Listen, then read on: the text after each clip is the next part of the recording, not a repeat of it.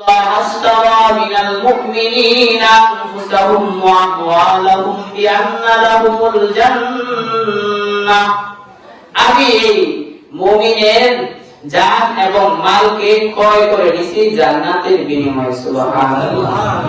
জান আর মাল ক্রয় করছে কে? আল্লাহ। কার থেকে? মুমিন।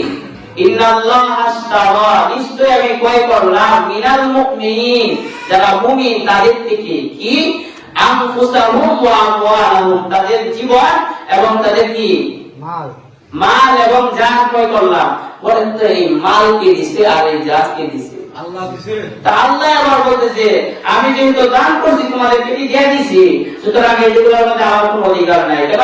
কাউকে কোনো কিছু দেয়া হয় না বা ফিরিয়ে নেওয়া হলো সবচেয়ে নিকৃষ্ট কাজ। আর কোনো কিছু দেয়া পরে ফিরিয়ে নেওয়াটা কি?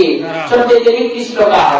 তাহলে আমি তোমাদেরকে জানও দিছি, মালও দিছি, এগুলো আমার কাছে আবার ফিরিয়ে নিয়েছি, তাহলে এটা একটা বদলা দিতে হবে। এই জন্য আল্লাহ দিছে জান, আল্লাহ দিছে মাল, দেওয়ার পরেও আল্লাহ বলতেছে যে তোমাদের জান আর তোমাদের মাল আমি ক্রয় করে নিলাম কি দিয়া? বিআন্না লাহুমুল জান্নাহ, জান্নাতের বিনিময়ে। সুবহানাল্লাহ। কেন? জান্নাতের বিনিময়ে ক্রয় করছে। কেন জান্নাত দিব? ভাই আল্লাহ আদেশ মানবো আর নিষেধ থেকে ফিরে থাকবো। দুই জিনিস মানলে জান্নাত। এত লম্বা প্রয়োজন নাই, কয় জিনিসের কথা বললাম, মোট কথা কয়ে দিয়ে আপনাদের।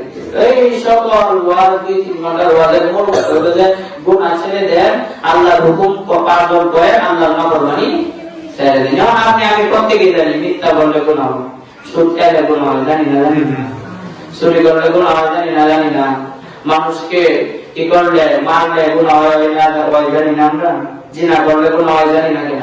এমন একটা অবস্থা হবে যে আমি জানি না মিথ্যা কথা বলি, দেখে মিথ্যা কথা হয় না, যে কোনটা গুনাহ কোনটা নেকের কাজ আমরা এটা জানি। তো আল্লাহর নাফরমানি থেকে ফিরে রাখতে হবে।